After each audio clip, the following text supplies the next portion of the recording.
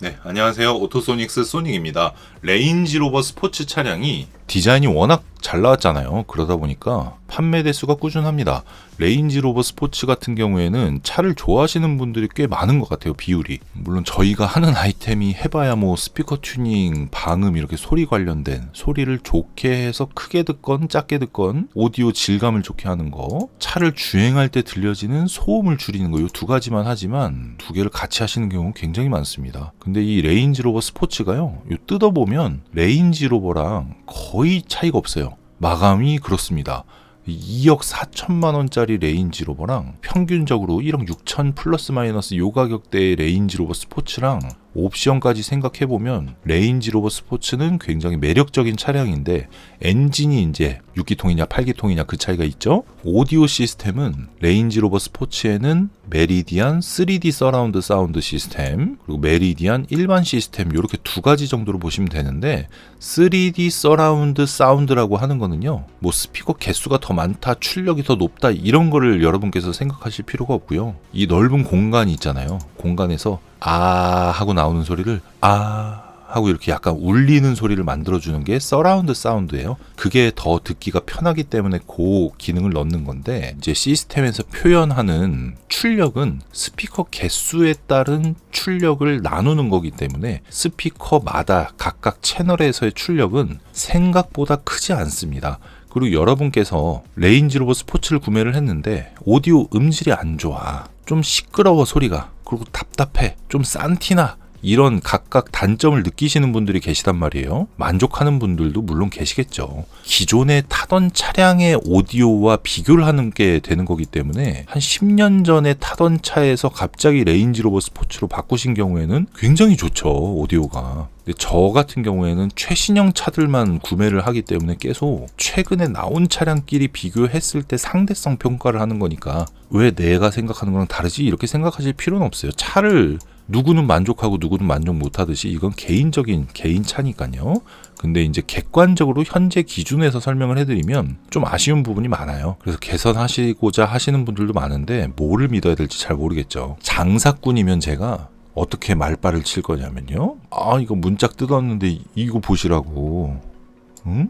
이거 막 본드 같은 거 막 보시라고, 이거 다 종이로 만들었다고. 그 다음 문짝 뜯었는데 아 이거 플라스틱 붙어있다, 이 흡음재에 이렇게 꼴랑 요거 넣어갖고 뭐 효과 있겠냐. 잘 보세요. 지금 장사꾼의 악마 같은 유혹으로 설명하는 겁니다. 와, 엄청 빵빵하죠. 딱 봐도 조용해지죠. 아이고 이거 자석 보세요. 이거 고음 재생하는 트위터 이게 뭐야. 이 정도는 돼야지요. 이 허접한 걸 듣고 있어? 이거 다 바꿔버리지 뭐. 엄청 그냥 뭐 컴퓨터 스피커 같이 허접해 보이네요. 뭐야 이거 미드레인지 이거 4인치짜리 이렇게 조그매, 요 조그만 거에서 무슨 소리가 나오겠어? 이렇게 설명을 해서 장사를 하거든요, 보통 장사꾼들이. 근데 저는 엔지니어다 보니까 레인지로버 스포츠 같은 경우에는 솔직히 조립성이나 이 제품 활용도에 대해서 아쉬움이 많긴 해요. 근데 바꿨을 때랑 개조, 그러니까 튜닝을 했을 때랑 소리를 비교를 해볼게요. 예를 들어서 튜닝을 하는데 10만 원의 비용이 들어요. 근데 소리가 한 50%가 개선이 돼. 이걸 제품을 바꾸면 한 7, 80만 원이 들어가는데 업체 입장에서는 절반만 남아도 35에서 40만 원 마진이 생기잖아요. 근데 똑같이 한 50% 좋아져. 그러면 장사꾼은 당연히 제품을 바꿔야겠죠. 그쵸? 근데 저는 엔지니어 마인드로 차를 워낙 좋아하는 사람이니까, 차밖에 모르는 사람이니까 너무 좋아서 하다 보니까 이게 손님들이 반응이 좋아서 장사가 잘 되는 타입이에요. 저는 그런 타입이다 보니까 있는 그대로 설명해 드리는 거예요. 얘 좀 손만 좀만 봐주면 소리 되게 잘 나와요. 우퍼 고장도 안 나고 소리 엄청 잘 나오고, 저 문짝을 보면 옛날에는 레인지로버 스포츠 같은 차량에 도강 때문에, 오프로드 때문에 이거 다 아무것도 없었어요. 아무것도 없었는데 그래도 여기 이제 압축 흡음재로 된 재질을 넣어줬고, 여기 스티로폼 플라스틱이에요. 플라스틱 진동이 이쪽으로 몰리는 부분이에요. 거기 이제 도어 트림 딱 닫고 있으면 그걸 잡아주는 겁니다. 그 신슐레이트 흡음재를 꽤 좋은 걸 써줬어요. 꽤 좋은 겁니다. 이거 얇은데 성능이 좋은 게 좋은 거예요. 두꺼운데 성능이 좋은 것보다. 거기에다가 이제 3M 신슐레이트를 보강해주고요. 그 외적으로 뭐 몇 개만 잡아주면 아주 훌륭해집니다. 아주 조용해져요. 정차 중에도 표시가 날 정도니까. 그 트위터가 효율을 좀 높였어요. 그러니까 무슨 얘기냐면 자석을 좀 작게 쓰고, 앞에서 찍은 거 없나? 여기 보면 돔도 굉장히 작게 돼 있고요. 특이하게 설계가 돼 있어서 소리를 직진성을 굉장히 강하게 해놨어요. 소리 자체를. 그러니까 얇게 나오게끔. 그렇게 해놓고 미드레인지 역할을 좀 많이 늘려놓은 타입이다 보니까 요 트위터를요, 질감을 되게 좋은 걸로 바꿔주면 표시가 굉장히 많이 나요. 트위터 질감 차이를 가장 크게 느끼실 거예요. 그러니까 꼼수를 써놓은 거를 정석으로 까니까 그게 이제 확 느껴지는 거예요. 그 순정 우퍼는 저음이 나오는 거잖아요. 근데 초저역대가 안 나와요, 이 우퍼가. 좀 나오게 할 수는 있습니다. 그리고 튜닝만 하면 되기 때문에 여기에 들어갈 비용을 확 줄이니까 여기에 엄청 좋은 트위터를 넣어도 비용적으로 부담스럽지 않은 거예요. 그러니까 소비자들이 선택하기가 쉽죠. 뒷문짝 같은 경우에 이런 마감을 해놓는 경우가 있어요. 이거 이제 레인지로버 설계한 사람이 봤을 때 이제 황당한 거예요. 이 조립 왜 이따구로 했어 이러면서. 이렇게 두 겹으로 접혀 있는 거랑 원래 위치에 가 있는 거랑 별거 아닌 것 같은데 별거 맞아요. 차이가 꽤 납니다. 그리고 배선들의 잡소리 안 나게 막 스폰지 똘똘 감아놨죠? 마감 꽤 괜찮아졌어요. 근데 이제 문제가 도어 트림이 굉장히 두껍다 보니까 스피커도 여기까지 쭉 튀어나와 있는데 이만큼 쭉 튀어나와 있잖아요. 근데 도어 트림도 플라스틱이 또 그만큼 있어. 그러니까 잡소리가 나고 지저분한 저음이 날 가능성이 높은 거예요. 그러니까 힌트 드렸죠. 업자분들 알아서 이해하시고 튜닝 하시든지 뭐 따라 하시든지 하시고. 그리고 철판 쪽에 플라스틱으로 이렇게까지 마감을 해주기 때문에 의외로 가죽에서 찌그덕거리는 도어 트림 마찰음이 좀 덜 나요. 대신 조금 더 별로인 잡소리가 나긴 하는데 어찌됐건 간에 우퍼 좀 개조해주고 미드레인지 좀 개조해주고, 왜냐면 성향이 같아서 그래요. 이게 트위터는 바꿔주고 센터 스피커는 굉장히 중요하니까 제일 좋은 걸 넣어줬어요. 그러니까 불필요한 데까지 어정쩡한 등급들로 레벨이 예를 들어서 1에서 10까지라고 치면 소비자가 쓸 수 있는 비용은 딱 정해져 있어. 예를 들어서 뭐 300만 원, 400만 원. 이 가격을 맞추기 위해서 C급 레벨 2를 안 바꿔도 되는 건 막 다 바꿔.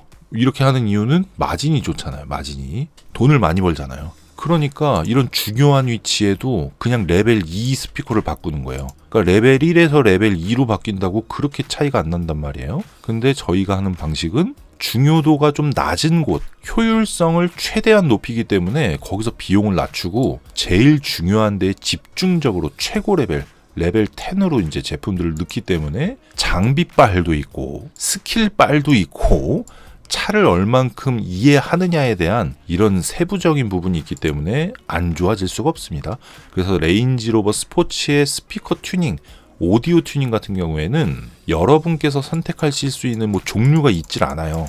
제가 이 레인지로버 신형의 메리디안 시스템을 연구하고 사운드 설계를 하기 위해서 처음에 레인지로버를 출고를 했었어요. 7인승으로. 그랬다가 다 끝났다 싶어서 팔았는데 그게 마음에 안 드는 거예요. 그러니까 다시 샀잖아요. 5인승 롱바디를. 그때는 이제 피 받고 팔 수 있었으니까 그렇게 했다가 타이밍 잘못 맞아갖고 3천만 원 넘게 감가 보고 던졌죠. 그래서 결국 연구 비용이 3천만 원이 됐는데 엄청난 시간까지 비용으로 환산하면 4천만 원 정도 조금 넘게 들어갔습니다. 연구 비용이. 근데 여러분에게 시공을 해서 그만큼 만족하니까 그럼 전 된 거예요. 재밌었거든요.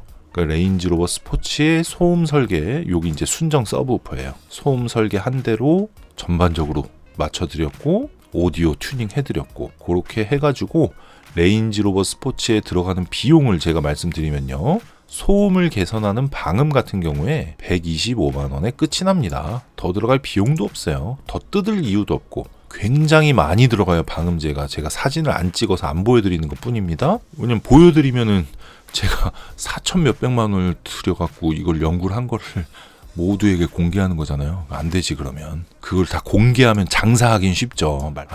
들 팔고 공개 안 되는 게 나으니까 그렇게 하고, 스피커 튜닝 같은 경우에는 전체 스피커 앞에 대시보드 3개, 앞문짝에 4개, 7개죠. 뒷문짝에 6개, 13개.